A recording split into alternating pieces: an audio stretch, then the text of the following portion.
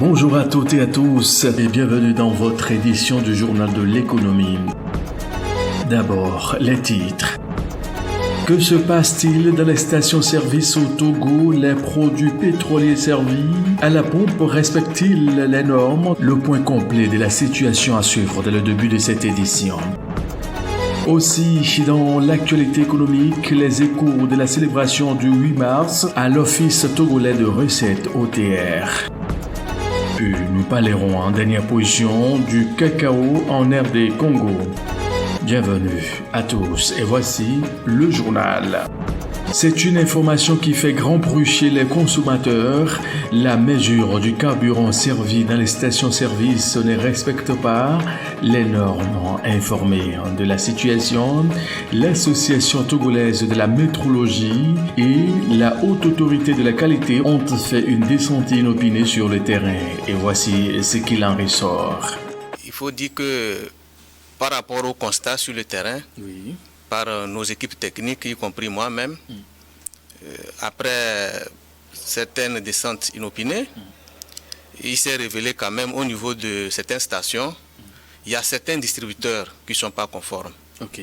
Ça, le constat a été fait. Ça, c'est un constat. Voilà, ça c'est un constat. Oui. Mais ce n'est pas l'ensemble des distributeurs de ces stations. Donc, hier, par exemple, nous avons eu à faire des descentes inopinées sur pratiquement plus d'une dizaine de stations. Et il s'est révélé qu'au niveau de 2 stations, certains de ces mesureurs n'étaient pas conformes. Mais sur les autres stations, tous les mesureurs étaient conformes. Voilà la situation. Mais il arrive aussi qu'on retrouve des cas comme ça, dû peut-être au déréglage de ces instruments-là. Et lorsqu'il y a ces cas, les promoteurs sont appelés de contacter d'abord nous sur les champs de façon immédiate. Nous mettons sous scellé les distributeurs incriminés jusqu'à ce qu'ils soient réparés. Et après, il y a une nouvelle vérification qui se fait pour s'assurer de la conformité de ces mesureurs avant de les mettre en service. Donc, par rapport à la situation d'hier, par exemple, des scellés aussi ont été mis immédiatement. Et jusqu'à aujourd'hui, ce n'est pas encore enlevé parce que nous devions être là avant la réparation et ici procéder à une nouvelle vérification avant la remise en service. À la question en matière de qualité, peut-on avoir une garantie à 100%? Le président de la Haute Autorité de la qualité répond. Ces instruments sont fiables. Mais quelle que soit la fiabilité d'un instrument de mesure, c'est que dans l'usage, l'instrument peut se dérégler. Ça, c'est comme ça que ça se passe. C'est qu'on ne peut pas garantir à 100%, en matière de qualité, on ne peut pas garantir à 100% que tout serait vraiment parfait. Dans tout ce qu'on fait, on dit qualité, mais il peut y avoir un élément qui n'est pas conforme. Ça existe dans le domaine de la qualité. Il n'y a pas 0%. Il n'y a pas ça. Maintenant, lorsqu'on parle de fraude, en réalité, c'est que on a coupé les scellés et puis on a manipulé l'instrument. Mais il peut y avoir aussi des non-conformités dues au déréglage de l'instrument lui-même. Maintenant, si la société détentrice de cet instrument n'a pas en son sein un système de contrôle interne, peut-être périodique, peut ne pas savoir qu'il y a ces écarts-là. Face à ces manquements constatés, que prévoient les tests dans le secteur? Quel que soit ce qu'il y a, nous, selon le système qualité et de métrologie, quand vous êtes détenteur d'un instrument de mesure, vous êtes responsable. Et par rapport à cette responsabilité, la première pénalité, c'est d'abord de sceller. Et nous scellons. Et par rapport à ça, nous poussons des enquêtes pour voir comment le dérèglement a été, qu'est-ce qui s'est passé jusqu'à y avoir ce dérèglement. Et si on arrive à aboutir à la conclusion que c'est vraiment la machine qui a été déréglée, mais ce n'est pas ce n'est pas du trucage.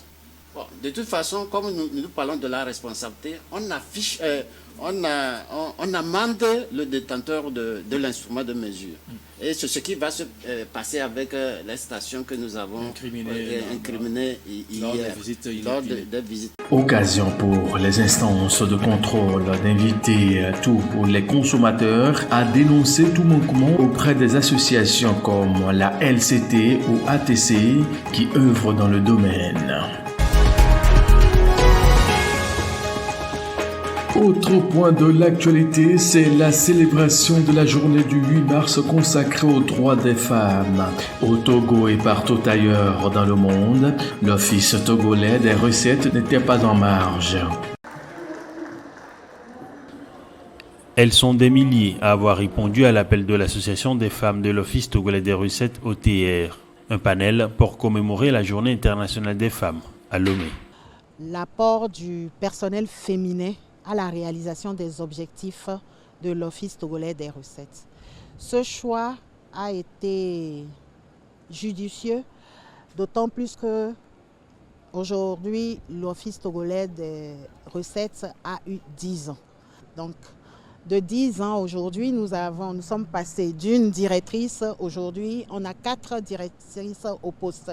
C'est un exploit et il fallait le souligner, nous avons notre pierre apportée aux réalisations des objectifs de l'Office. C'est aussi l'occasion pour les premiers responsables de l'OTR de récompenser plusieurs femmes qui se sont illustrées au cours des derniers mois.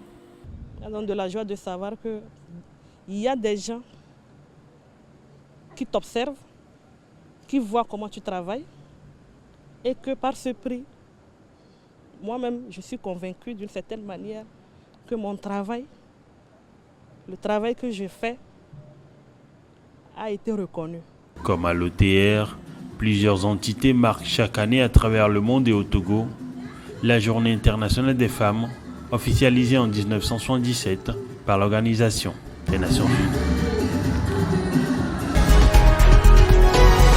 D'une information à une autre, notez que Lomé accueille du 26 au 28 mars prochain un colloque sur la gouvernance et les développements. 112 heures durant, les universitaires vont devoir passer au peigne fin tout sujet pouvant contribuer à l'essor du Togo. C'est un reportage signé Désiré Dabovi. Elle est au centre de tout développement et reste un indicateur crucial de l'évolution de toute société, la gouvernance.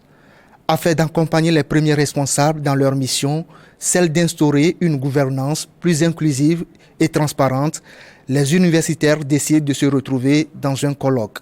Un colloque organisé du 26 au 28 mars à l'université de Lomé et initié par le programme thématique de recherche du CAMES. Un colloque à l'université répond à un standard temporel, c'est-à-dire 2 ou 3 jours. Donc, c'est un standard que les universitaires respectent. Et donc, au cours de ces 3 jours, des ateliers sont organisés. Notre travail, c'est de produire des recherches. Il y a des enquêtes qui sont effectuées. Et donc, c'est suite à cela que nous établissons donc un document qui révèle en fait une méthodologie, non seulement la méthodologie, mais également un travail de terrain bien accompli. Le thème retenu pour la rencontre reste la bonne gouvernance dans tous les états et formes. Près de 490 participants venant de 28 pays sont entendus. Les universitaires, de par leur force de proposition aux politiques, visent à travers ce colloque plusieurs objectifs.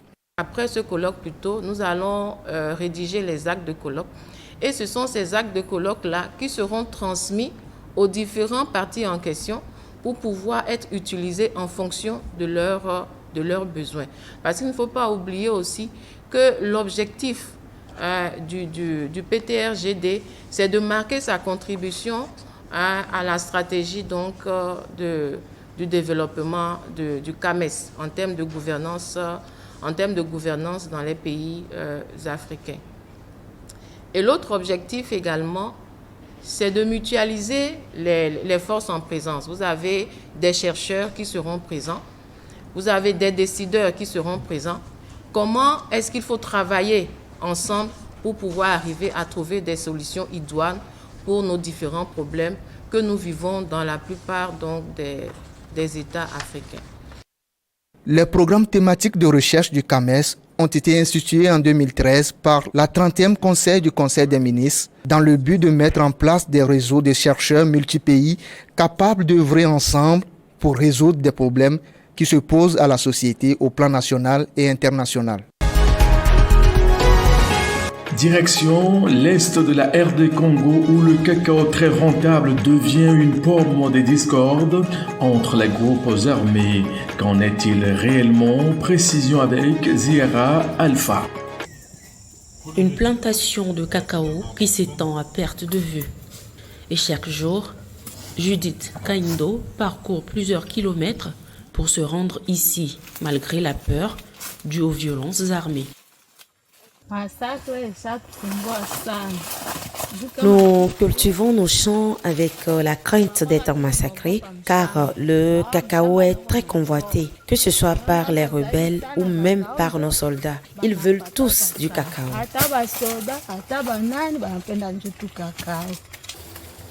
Béni, où vit Judith, est principalement riche de ses minerais, colbat, cuivre, coltan. Mais dans cette région particulièrement fertile, les produits agricoles, dont le cacao, attirent aussi les convoitises de divers groupes armés.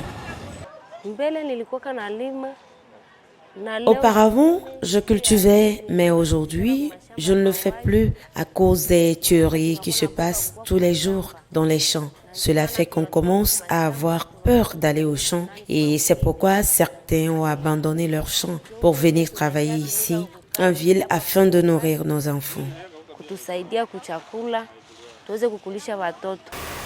À l'Office national des produits agricoles du Congo, le travail est en temps plein. L'organe chargé de certifier la qualité et l'origine du cacao destiné à l'exportation intensifie généralement ses activités, notamment en période de récolte. Des tonnes de fèves à l'odeur vinaigrée ont passé dans cet entrepôt de Béni où des employés remplissent et tamponnent des sacs en toile destinés à l'étranger. Les producteurs sont identifiés, ils sont enregistrés, ils reçoivent un code. Le code est lié au village, à la zone dans l'ensemble. Et ça nous permet directement d'orienter nos achats à s'appuyer sur le nom et l'effectif que nous pouvons avoir dans un village et établir un volume que nous pouvons récupérer sur un village. Du cacao bio avec des méthodes traditionnelles de culture et un sol particulièrement fertile. Béni en est une référence. Mais problème, les violences pèsent désormais sur la certification biologique du produit. Récemment, l'Union européenne a menacé de ne plus reconnaître le label attribué aux produits locaux, l'insécurité empêchant les organismes de certification de déployer leurs inspecteurs sur le terrain. Une menace qui encouragerait l'exportation frauduleuse de cacao congolais sous label ougandais. Et pire, la situation pourrait durer encore longtemps alors que la production cacaoyère de la RDC reste marginale à l'échelle internationale. En 2024, le pays a produit environ 50 000 tonnes de cacao, soit à peine plus d'1% de la production mondiale. Soit à peine plus de 1% de la production mondiale. Merci de votre fidélité. Très bonne suite de nos programmes à vous tous et à très vite.